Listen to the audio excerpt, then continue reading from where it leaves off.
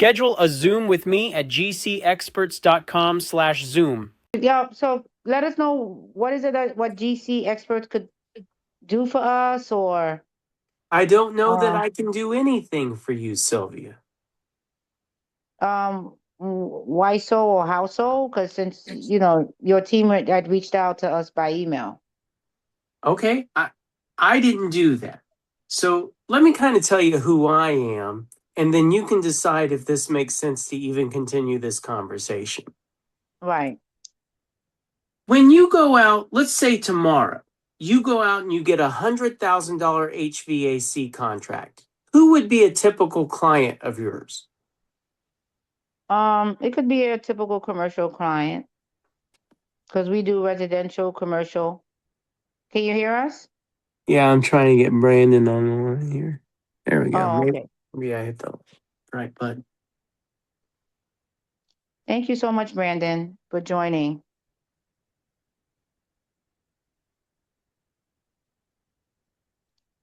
Hi, Brandon. Thank you so much for joining. Yes, ma'am. All right. Thank you. Thank you so much. So what we were saying, Brandon, she's saying, how can you help me? And I'm not sure that I can, but I didn't address it like that. I'm just saying how good afternoon, Brandon. Thank you for for joining us. What I meant to say that Mr. Mark Weston did reach out by email and did mention about federal, opportunities. We did reply. We did sign up to join you. So since we are federal SAM at WMBE, women owned, we would like to know how is it that GC Expert is to assist us, or what is it that for implementing? Is it that you're putting the bid packages together for us for federal opportunities, such as the one that is located in New York? And yes. These are reasonable questions, Sylvia. Yeah, yes. Okay. But before we even take a step further, you need to know who I am. Of course. So let me introduce myself, but I'm going to introduce myself in a way that you've never been introduced to somebody before. If you go out and do or get $100,000 HVAC job tomorrow, let's just say, I don't know, 3 30-ton rooftop units. Okay. Who would be a potential client for that guy? I need a name. Well, it could be, we do work with Broadway National. Okay, stop right there. Commercial chains. That's fine. Okay. Broadway National. Okay. Broadway National gives you a contract for $100,000 to do some HVAC work. And you take that contract and you go back to your office and you put it in your filing cabinet. Can anybody in the whole wide world go into your filing cabinet, open up that drawer, pull that contract out and go, holy shit, Sylvia, you got a $100,000 contract? I'm asking you a question. Can anybody in the whole world walk into your office and open up your filing cabinet? No. Well, I mean, if you have a team or staff, I mean, Whoa. At 3 a.m. in the morning. No. Oh, no. Okay. No. And No, the reason no. is, Sylvia, is because that's private. It's a private contract. Yes. Federal contracts are different. They're public information.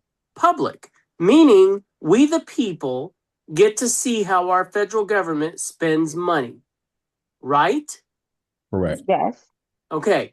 So there's something called the Freedom of Information Act. Even if it's not posted publicly, can you figure it out? Yeah, I can. Yes. That's right. Sure. You can. So what you're about to hear is going to sound fantastical, but I want you to consider for a moment that I would never lie about any federal contract I ever got, because if I did, you could go look it up and call me a liar, right? Which we don't want to, but well, hold on. Yes. The answer to the question is yes. Brandon's got it, Sylvia. Okay. Now, if I've taught people how to get federal contracts, would their federal contracts be public information? Say that one more time.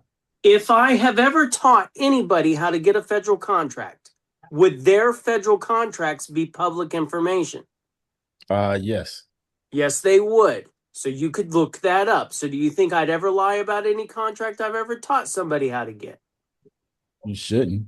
Because you could look it up and you could make up a website that says, hey, this guy, Sean Reitmeyer, he's full of shit. Here's what he said, and here's what the actual document says.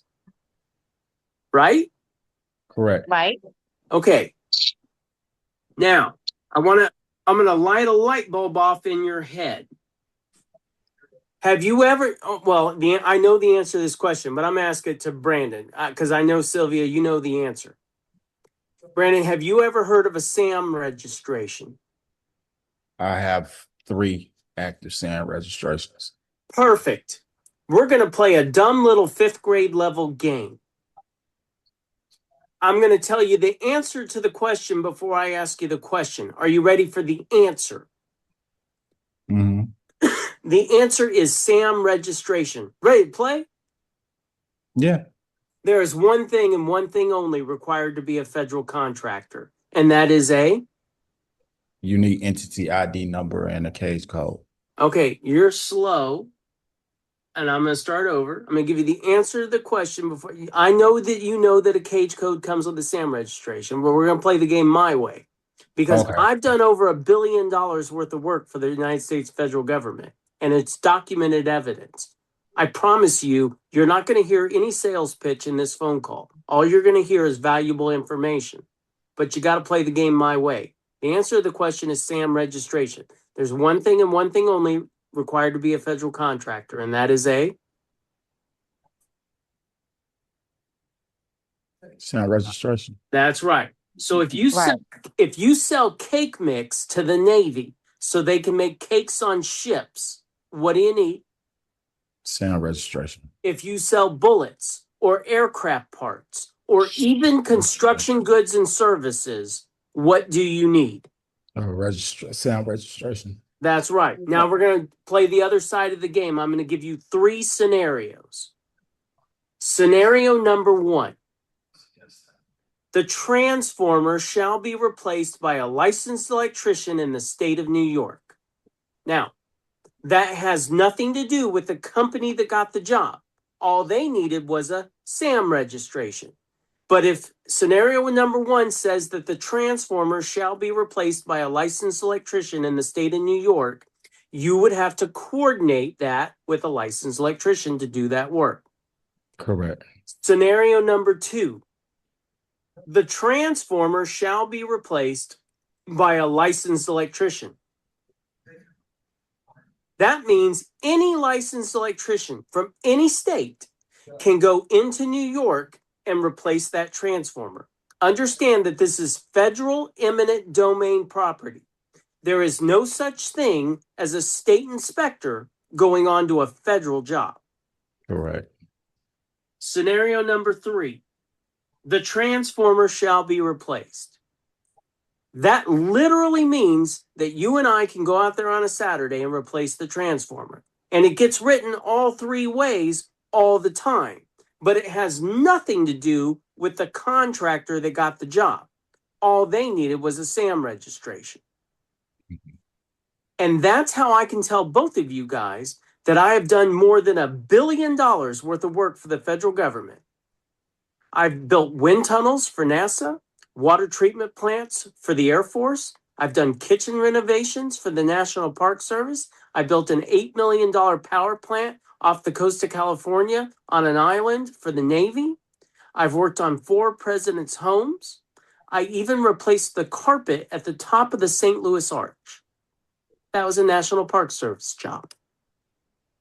I have never had a license of any kind other than a driver's license. I'm just the guy getting in between what the federal government is spending money on and the people that do the work. So, under everything that you just learned, if you're an HVAC company in New York, is there any reason why you can't do an HVAC job in Texas? Right. Well, is that are we saying um Texas, because don't Texas have their own electricians and you have to be certified electrician in Whoa. Texas, don't you? Whoa. Okay. That tells me you didn't understand what I said. So we're going to play this over and over again because I'm No, trying to lie to. I'm asking about the scenario. Let You me know, ask you a question. Did the contract require a licensed electrician? Yes or no?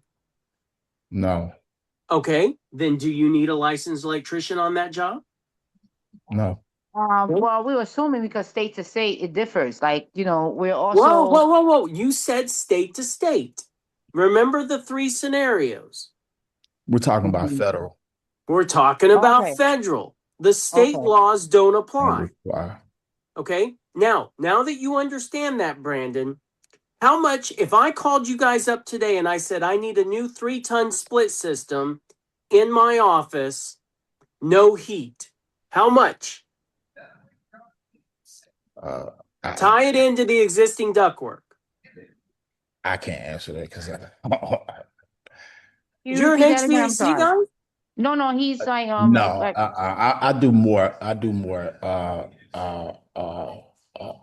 Office paperwork more than anything. I don't. Okay. Then so Sylvia, how you, much? yeah.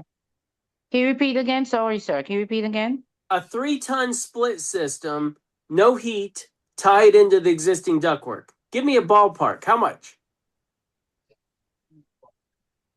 I wouldn't. No heat. I mean, it would vary depending on the brand, and I mean, it's depending Roughly. on. There's no wrong answer. I'm not. No, I There, know. I'm nobody's just looking at the grading you. branding. No, I know. I'm looking at the brand, and Okay, Carrier, Rudd. all right, what 20K, Okay, 20,000. All right. 10K, It, 15K, it 5. doesn't matter. Okay, just give me an answer. What do you think? All right, I'll go with 5K. Okay, 5K. Would it surprise you if I told you that the last 3-ton split system I sold to the federal government, I sold it to them for $107,000? No. Okay. Now, the first question I have for you is, do you believe me? Yeah, I can believe you. Okay. Mm, Should I be able to show you the contract? Yes. It's sure. public information, right? Right. Okay. That job was in Alaska. I'm in Austin, Texas. Do you think I went to Alaska to go install a 3-ton split system? No. No. No. I just picked up the phone. Do you think I cared whether they're, well, you guys know you're in the HVAC business. Does the guy putting the Freon in the unit have to have a license? No. I mean, yeah, you have to have EPA. Whoa, there you go. Sylvia, you're right. Okay. Do you think I have that license? No. No. I've never had a license of any kind other than a driver's license. I hired a local HVAC guy up there to go over to the Jeff Soapy Museum. You can Google it. And he installed the 3-ton unit. How much do you think he charged me, Sylvia? Materials and labor, it would differ. Yes. Let's say Um, 25,000. Do you think I cared whether he charged me 7, 15, or even 30,000? No. Because what was I in it for? 109. What'd you say? 119? 107. 107,000. Okay. That's what this business is with the federal government. Mm-hmm. Whatever messaging you got from Mark Weston, who is an AI, by the way. Okay. oh, okay. Well, look, this is the world we're living in. Watch No, I Correct. hear carefully. you. Call Trip.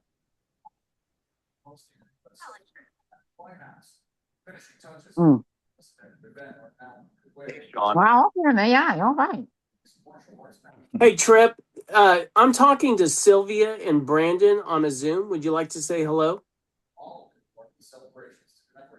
Hey, Sylvia. Hey, Brandon. Great to connect with you both. What can we dive in? Got it. Sure thing. Just let me know what you need, and we can jump right in. That's awesome. It's my understanding that there's an HVAC job up in New York right now. I don't know the title of it. Can you find it?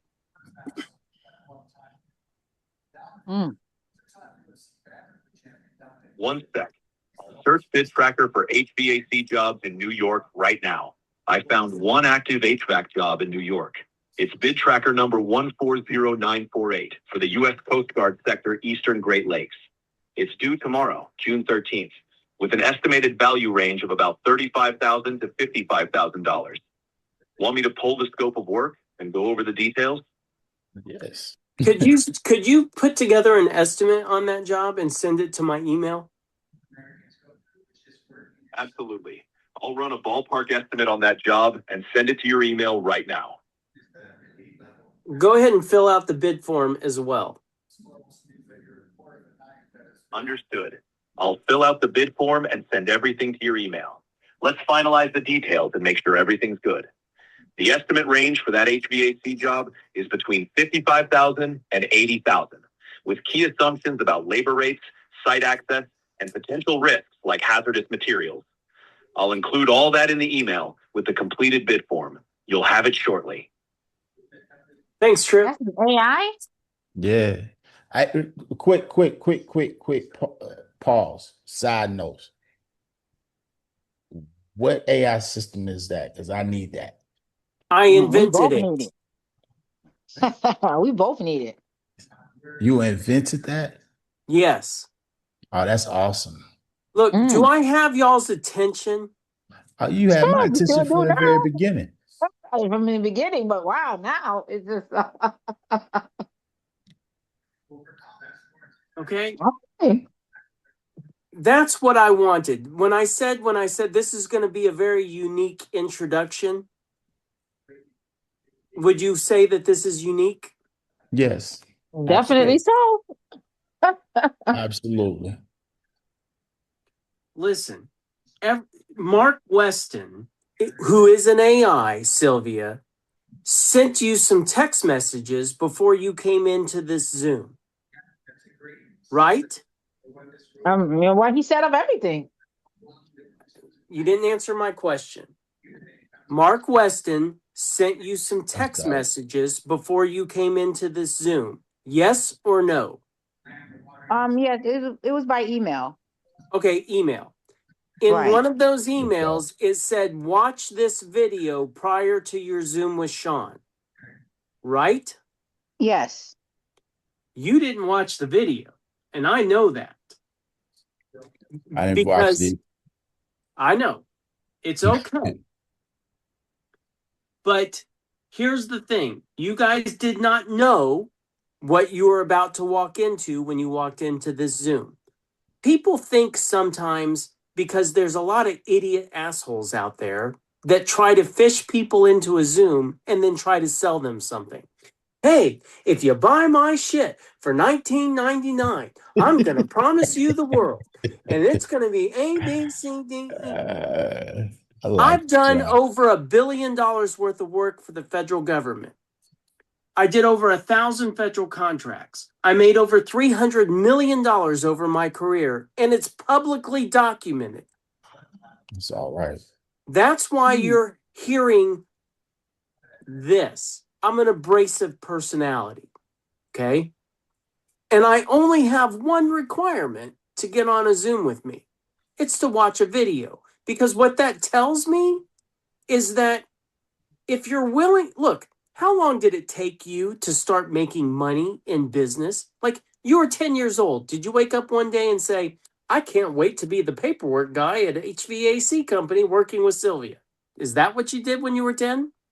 No. No. Far from it. I didn't even think I would be doing this. That's right. So. But at some age, you became 16, 17, 18 years old, and you started figuring out that money will buy you shit. And you wanted some of that. Okay? And one way or another, somebody said, hey, if you do this paperwork, or hey, if you go grab this tool, somebody agreed to give you money for whatever reason.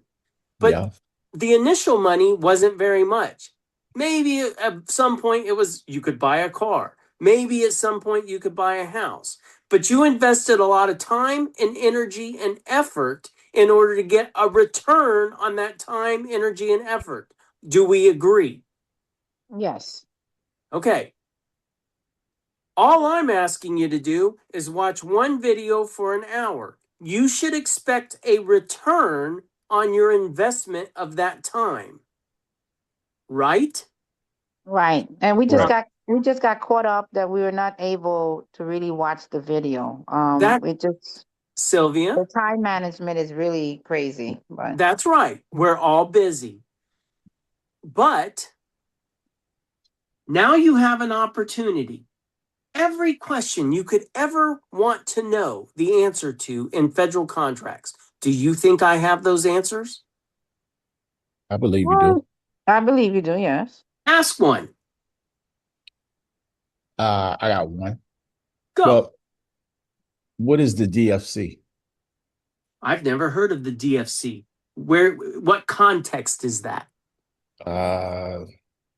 So financial assistance for sam.gov. You do not need financial assistance for sam.gov. Whoever is telling you that you do, or whatever Google search you made that suggested you need financial assistance, That's not what I said. I asked you a question. What was the DFC? And you asked me. Yeah, you're right. You caught me red-handed. So, And so I asked a clarifying question. What is it related to? And I assure you that you do not need any financial assistance associated with a federal contract. And if somebody suggested that you do, you don't. I promise. I know. I was asking the question because I thought you might have the answer that I was looking for. That's what I asked. Okay, that's no problem. I can just tell you this, that if you go to Federal Acquisition Regulation 52.232 and I can't remember if it's -12, I think it's -12. If you Google that, it'll take you to acquisition.gov. And there is a process within a federal contract that the government can give you money associated with funding a federal contract. But I have never in my entire career ever done that, because part of that requirement, if you go read that federal acquisition regulation, says that you have to show them your books. And I don't know about you, but I don't want to show the federal government my books. They pay in 14 days, the Federal Prompt Payment Act. You can Google that. And it'll tell you that on construction contracts, on approved invoice, that the government shall pay you within 14 days. Well, if they're paying you in 14 days, what the hell difference does it make about funding for a federal contract? But a question. But don't the federal government have up to 90 days to pay you? Negative. It's called the Federal Prompt Payment Act. Google that right now. Or you want me to call Tripp and we can ask him? No. I'm taking your word for it now. I mean, so here's what it says.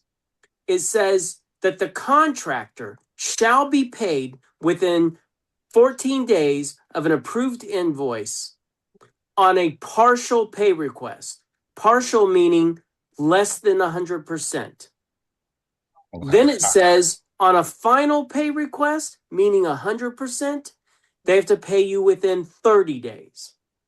That's what it says. Now, what I tell my guys to do is build the job 98% when you are 100% complete with the job.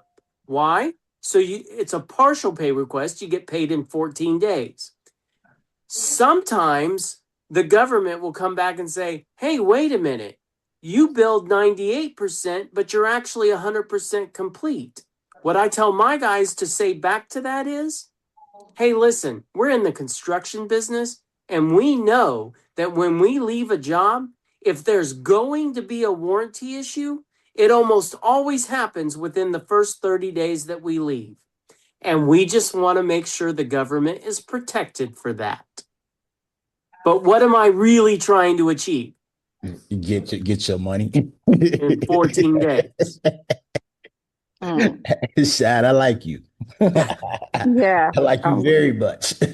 Okay. Then I let them suck on that 2% for 30 days. Mm-hmm. I'm sorry, I'm just trying to understand. Like you bill them 98% of the, you invoice them 98%, and the remaining 2% is based on 30 days, or? It's 30 days for 100%. In other words, if you completed the job and you turned in a bill, an invoice for 100% of the contract amount, according to the Federal Prompt Payment Act, they have 30 days to pay you. Right. Okay. Look, I understand that 30 days to pay is better than what you've been dealing with. Okay. But 14 days is even better. Better. Of course. The how, Okay. and you See saying, that I learned something. I definitely I definitely learned something. I just now you taught me something. The light bulb earlier on the 3 scenarios didn't do it well, too. I'm glad you joined the Well, call, Brandon. that sparked my interest. Okay. Let's talk about something else really cool. Do I have y'all's attention now? I can ask you to Definitely. open up You something Of on the course. internet. Yeah. What you want me to do? There's a really cool federal acquisition regulation. It's the rule book associated with federal contracts. It's how our government buys stuff. Okay. It's a rule book. You got to have a rule book, right? Okay. Correct. Okay. Talk to. There is a way to bid federal contracts at no risk. Now, Okay. in your business, if you go out down the street and you give 1,000 quotes, 1,000, is there anything legal associated with those quotes, or are they just quotes? I guess it depends or it varies. You're telling me that you can go down and give 1,000 quotes, just go knock on residential homes and give them a quote to replace their air conditioner. Is there anything legal associated with the piece of paper you gave them, or is it just a quote? It's just a quote. It's just a quote. Now, Brandon, I want you to pull up on a computer screen and I want you to Google FAR. It stands for Federal Acquisition Regulations. FAR 13.004. Look. It's that FAR. federal regulation. FAR 13. FAR 13.004. 13.00 what? 4. Or Now, don't click on the link. Just read to me the title that comes up. Do you want C or B? 13.44 legal effects of quotations. 13.004 legal effect quotations. That's exactly right, Sylvia. Now, again, if you go out and give 1,000 quotes, nothing legal associated with them. But when you Google quotes for the federal government, it says legal effect of a quotation, implying that there's something legal associated with a federal government quote, right? Okay. Okay. Now click that link, Sylvia. Now, I want you to read me the first sentence out loud and stop at the period. It's letter A, but a quotation is not an offer and consequently cannot be accepted by the government to form a binding contract. Stop right there. A quote is not an offer and consequently cannot be formed into a binding contract. In other words, if you give them a quote, they cannot turn it into a contract. Is that what that says? Yeah. Okay. Now read sentence number 2 out loud.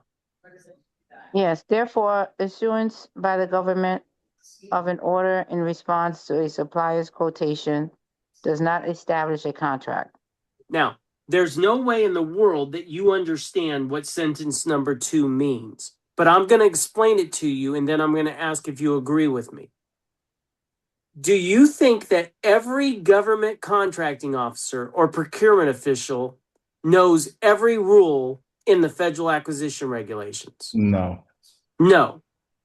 Congress was concerned that not everybody would understand sentence number 1. If you turn in a quote to the federal government, they can't turn it into a contract. What Congress was worried about is that someday Brandon might turn in a quote to the federal government. And even though sentence number 1 says they can't turn it into a contract, they're worried that maybe some CO doesn't know that and they turn it into a contract, even though they're not supposed to do that. So what sentence number 2 is saying is if that ever happens to you, don't worry about it. It's still not a contract. Now that I've explained that to you, Sylvia, do you agree that that's what sentence number 2 says? Yes. Okay. So now let's find out how a quote does become a contract. Read the rest of the paragraph. Okay. The Out order, loud. the order is an offer by the government to the supplier to buy certain supplies or services upon specified terms and conditions. A contract is established when the supplier accepts the offer. Okay, read that last part again. A contract is established when the supplier accepts the offer. Who's the supplier? The government. No, Oh, whoever no, I'm sorry, the supplier, you get the supply for. yeah. Well, no, the Oh. supplier is you. The The supplier supplier is is me. you. The supplier is me. Okay. So how does a contract get established according to what that says, Sylvia? Established when when we accept the offer. Okay, that's really weird. Let me explain. I want you to imagine that the federal government wants to build a 200 square foot tiny house to put some park rangers up for the winter. Just a 200 square foot tiny house, a small thing, okay? Maybe $30,000. And they put the job out for solicitation. And me, as a federal contractor, I come across it. And I take their bid form and I fill it out and I send it in for $100,000. Can they take my quote and turn it into a contract? Yes. Read sentence number 1, Sylvia. No. Can they take my quote and turn it into a contract? If they accept the offer, Whoa, who's they accept the offer? the customer or the government, or since the customer is the government, so Who accepts the offer, Brandon? Who accepts the offer? The government. the government. No. What's it the last sentence say of the paragraph? We're still on A. This is A, B, and C, or The last sentence of what you read. The supplier accepts the offer. right. Me. Yeah, me. Who's the supplier, Sylvia? Me. We. That's right. None of that said the government accepted the offer. Okay. Mm-hmm. So let's do the scenario again. I come along and I turn my bid in for $100,000 to the federal government. Can they take my quote and turn it into a contract? No. No. Because what does it say, sentence number 1?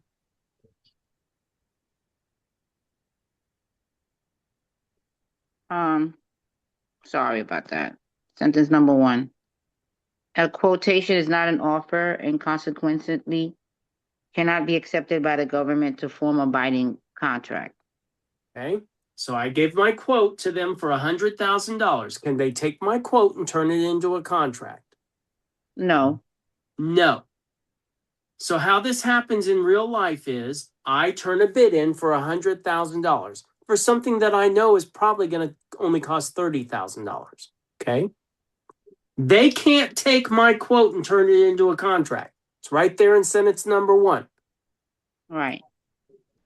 They have to contact me. They have to contact me, and this is what it sounds like.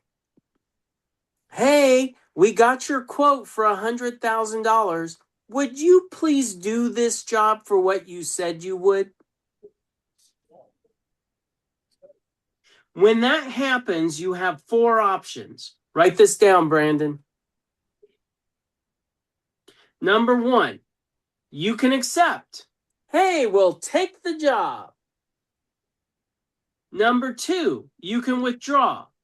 Sorry, too busy. Go on to the next guy. Number 3, you can negotiate. Hey, I know I turned that thing in for $100,000. We're going to need $130,000. And number 4, you can stall for more time. Sorry, I wasn't expecting your call. Can I call you back in 24 to 48 hours? Boop. Get them off the phone. So let me ask you a question, Sylvia. If you can withdraw every bid or quote you ever turned in, what is your risk for turning in a bid? No risk. No risk. Do I have your attention? Mm-hmm. Yes. Get off the phone with me and go watch that video, the whole thing. Okay. And then get with my AI, Mark Weston, and say, I watched the video and I want to talk to Sean again. Yes. And then we'll be talking from a way better perspective because you guys would have done your homework. Can you send the video to this? And put my email in the chat. I didn't do anything, but if you go to my website, GCExperts.com, you can get in contact with Mark Weston, my AI there, and he'll help you get scheduled to have a Zoom with me. Also, I want you to draw your attention to GCExperts.com/proof. Can you guys pull that up so I can explain it to you? GCExperts.com/proof. GCExperts. .com/proof.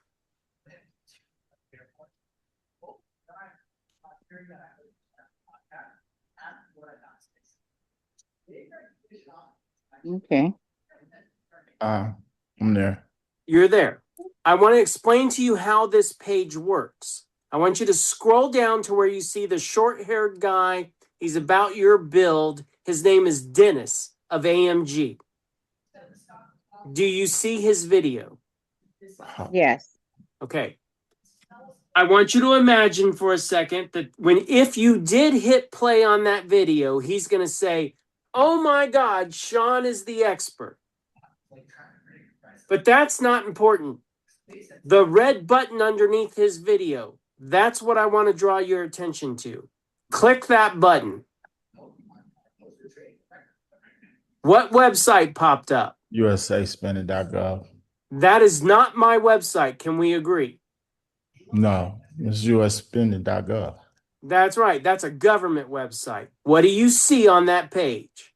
I see a contract total award, child recipient. This recipient is a child of AMG Construction Company Incorporated. How much money in federal contracts? 7.1 million from That's right. 5 transactions. Okay. So in other words, the video is proof that I taught him, right? Mm-hmm. The red button is proof that he used what I taught him to make a lot of money. This is indisputable proof. Would you agree? Yes. You can't call me a liar because it's right there, public information. If you add up the videos on that page, it's over $420 million in federal contracts my guys have gotten. I have only taught this to 150 people. Oh, wow. Okay.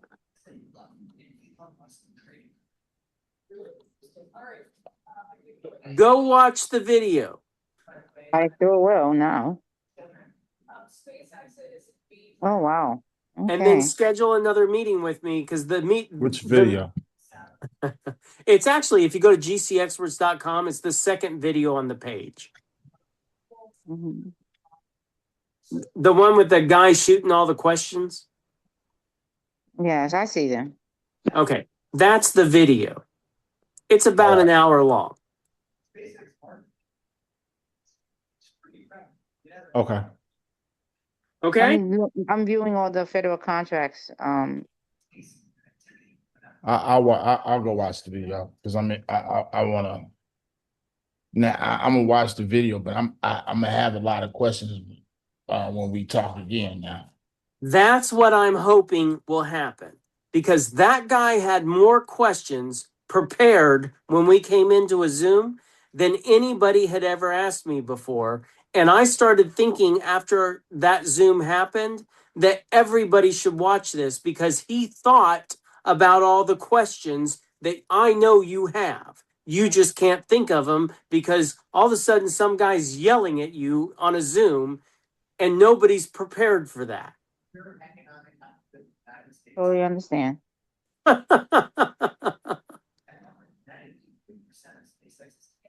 In all the videos that you can find of me on the internet, you will never see me say, so if you buy now or if you get in by the end of June, okay? I only want to do two things for the rest of my life. I want to answer people's questions and solve their problems on federal contracts. That's it. Wow. Okay. I got a question though. Go. Do you actually know what the DFC does? No, I never heard of them. I really don't care.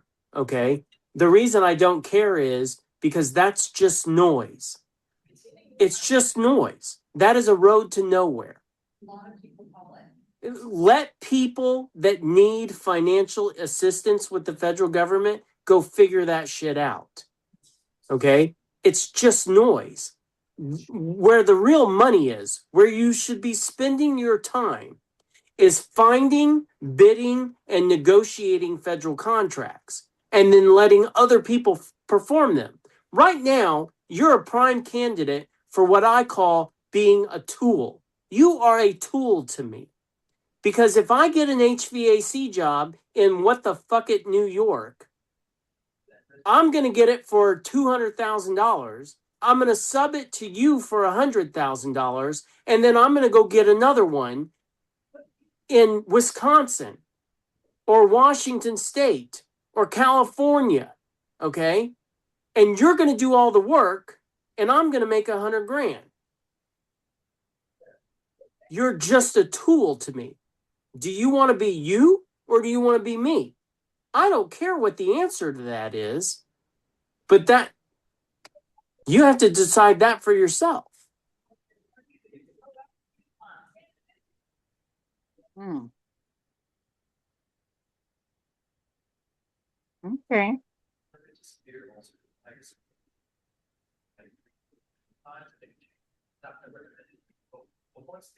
Okay.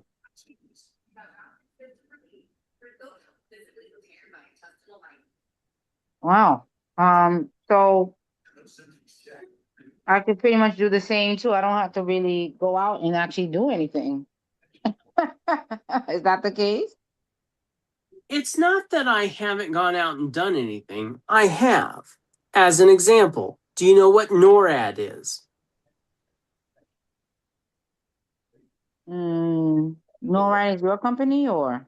No, NORAD is a Google NORAD. If you don't know what NORAD is, you should know what NORAD is. It's pretty famous. Okay.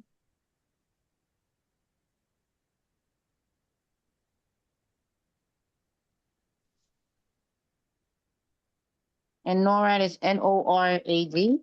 It is. There's only one NORAD, as far as I know. Okay. Canadian military organization that monitors and defends North America airspace and waterways. Explain to Okay. me where NORAD is in the Cheyenne Mountain in Colorado. It's not Canada.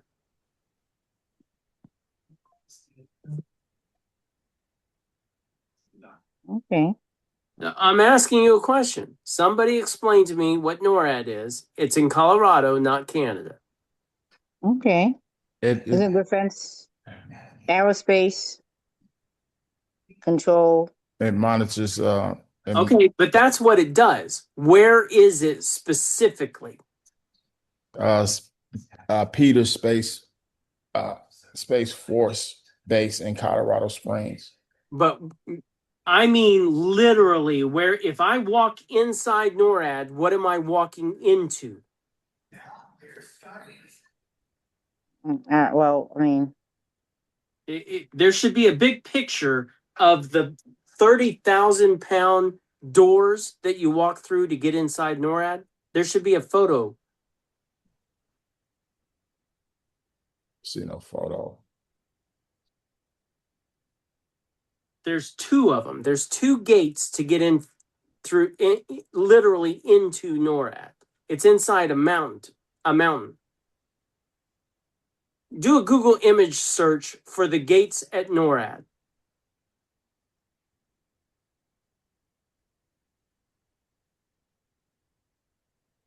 Once you see these, you will never unsee them.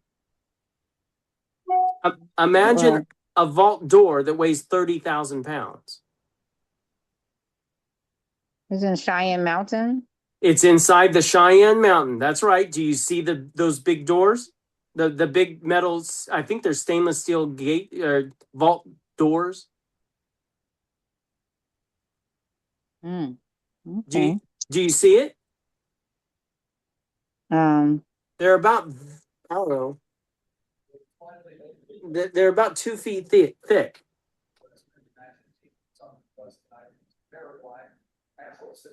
Okay. They're blast doors. Inside that mountain, there's 12 buildings inside the mountain.